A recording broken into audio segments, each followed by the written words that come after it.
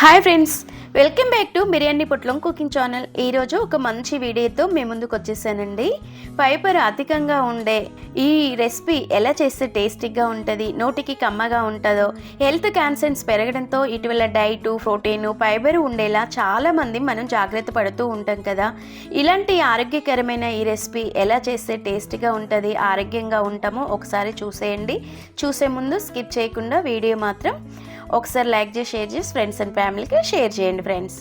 ఇలా మనకి ఇలాంటి రెసిపీ ఎంతో ఆరోగ్యకరమైందండి. ఈ రెసిపీ స్కిప్ చేయకుండా చూసేయండి. ఎలా తయారు చేస్తే టేస్టీగా ఉంటుంది, మనం అందులో ఆరోగ్యంగా ఉంటాము.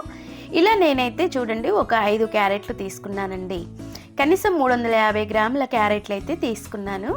ఇలా క్యారెట్లని నీట్గా మంచి నీటిలో శుభ్రంగా కడిగి ఇలా మనము పీలర్తో చేసేసుకోవాలండి. వెనక వైపు ముందు వైపు చక్కగా కట్ చేసుకోవాలి. అలాగే మనకి కావలసిన విధంగా ఇలాంటి చిన్న ముక్కలుగా కట్ చేసుకోవాలి. ఇలా క్యారెట్ ముక్కలు అనేది ఈ విధంగా కట్ చేస్తే చక్కగా రెసిపీ అనేది పర్ఫెక్ట్గా వచ్చేస్తుంది. ఈ విధంగా మనకి ఇలా అడ్డంలో కట్ చేసుకోవడం మూలంగానే రెసిపీ పర్ఫెక్ట్గా వస్తుంది. మీరు కావాల్సిన పద్ధతిలో కట్ చేసుకోండి. ఇలా క్యారెట్లు కూడా కట్ చేసుకొని పక్కకు పెట్టుకొని 2 గ్రీన్ చిల్లీ ఇలా చుంచేసుకోవాలండి. ఇలా చుంచేసుకోవడం మూలంగా చూడండి, ఈ 2 గ్రీన్ చిల్లీని చుంచేసుకోవాలి. ఫ్రెష్గా ఉంటాయి, మంచిగా సరిపోతుందండి. మంచిగా ఎంతో ఫ్రెష్కరమైన ఈ మిర్చి వేయడం మూలంగా చాలా టేస్టీ కూడా వచ్చేస్తుంది.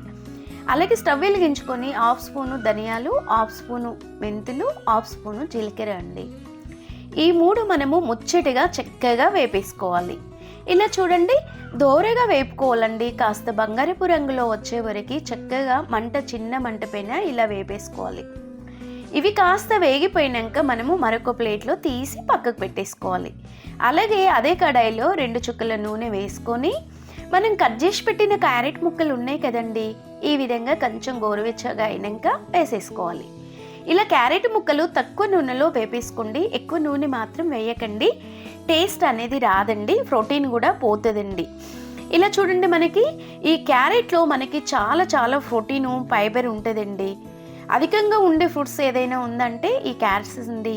క్యారెట్స్లో మనకి ధాన్యాలే కాకుండా క్యారెట్స్లో కూడా మనకి చాలా విధాలుగా ఫైబర్ అనేది ఉంటుంది. ఒంటికి జీర్ణశక్తి అనేది, బరువు తగ్గడానికైనా, చక్కెర, కొలెస్ట్రాల్ స్థాయిలను కూడా చాలా తగ్గించేస్తుందండి.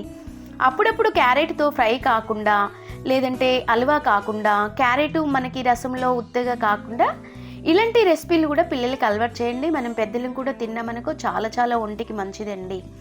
ఇలా 2 గ్రీన్ చిల్లీ వేసేసుకొని చక్కగా వేపేసుకొని కొంచెం కొత్తిమీర, ఒక రెబ్బ కరివేపాకు నీట్గా కడిగి పెట్టి వేసేసుకోవాలి. ఇలా చూడండి, ఇది కాస్త చక్కగా ఫ్రై అయిపోతుంది. ఓన్లీ చిన్న మంట పైననే మనము చక్కగా ఇది ఉడికించుకోవాలండి. ఇలా కొంచెం ఉండి లేనట్టు ఒక రెబ్బ చింతపండు మాత్రం వేసేసుకోండి. మనకి కొంచెం పులుపుగా ఉంటుంది కనుక చింతపండు మాత్రం వేయడం మూలంగా మంచిగా పులుపు ఉంటుంది, కొంచెం కారంగా. ఎందుకంటే క్యారెట్ కూడా స్వీట్గా ఉంటుంది కనుక చింతపండు అనేది తక్కువగా వేసేసుకోండి. ఇలా చూడండి, ఈ విధంగా కాస్త చక్కగా ఫ్రై అయిపోతుందండి. కొంచెం చల్లారిన తర్వాత మనము ఖాళీ మిక్సీ జారు తీసుకొని దాంట్లో ధనియాలు, ఆవాలు, జీలకర్ర వేపి పెట్టిని ఫస్ట్ మనము ఒక్కలిగా గ్రైండర్ చేసుకోవాలండి. ఈ విధంగా గ్రైండర్ చేసుకోవాలి. ఇలా చేయడం మూలంగా రెసిపీ అనేది పర్ఫెక్ట్గా వచ్చేస్తుంది. మనం కొంచెం గరికలుగా చేసుకొని తింటే కూడా రుచి భలేగా ఉంటుంది. ఇలా కొంచెం చల్లరిన తర్వాత మనము క్యారెట్ ముక్కలు వేసేసుకొని రుచికి సరిపడే సాల్ట్ కూడా వేసుకొని 1/2 స్పూను మిర్చి పౌడర్ అయితే తప్పనిసరిగా వేసేసుకోండి. క్యారెట్ అనేది తీయగా ఉంటుంది కనుక 1/2 స్పూన్ మిర్చి పౌడర్ వేసుకొని చక్కగా ఈ విధంగా గ్రైండర్ చేసుకోండి. ఎలాంటి వాటర్ వేయకుండా క్యారెట్తోనే మనకి ఈ విధంగా గ్రైండర్ అయిపోతుంది. కొంచెం రుచికి సరిపడే సాల్ట్ ఉందా లేదా అని టేస్ట్ చూసుకోండి. నాకు ఉంది కనుక నేను సాల్ట్ వేసుకోలేదు. మీరు చూడండి, ఇలా స్టవ్ అదే కడాయిలో మనము వెలిగించుకున్న తర్వాత ఒక చుక్క ఆయిల్ వేసాను ఉండి లేనట్టు.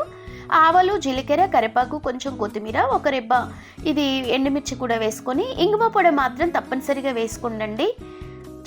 చాలా మంచిదండి ఒంటికి. పిల్లలు తిన్నా చాలా ఆరోగ్యంగా ఉంటారు. మనకి గ్యాస్ట్రిక్ ట్రబుల్ ఉన్నా కూడా పోతుందండి. ఇలా మనకి పెద్ద సైజులో కట్ చేసుకున్న ఈ ఎర్రగడ్డ ముక్కల్ని ఈ విధంగా వేసేసుకొని చక్కగా ఎక్కువ డ్రై చేయకుండా చక్కగా ఈ విధంగా చిన్న మంట పైన వేపేసుకోవాలి.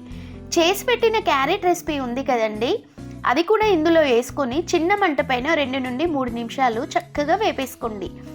ఈ విధంగా వేయడం మూలంగా టేస్ట్ అనేది మరింత పెరుగుతుందండి.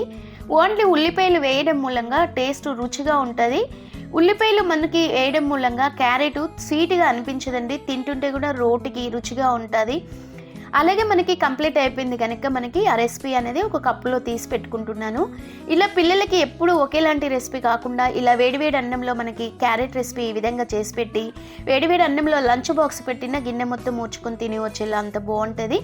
తప్పనిసరిగా మీరు ట్రై చేయండి, ఎలా వచ్చిందో కామెంట్ చేయండి, అలాగే లైక్ చేసి షేర్ చేసి సబ్స్క్రైబ్ చేయండి. Bye bye.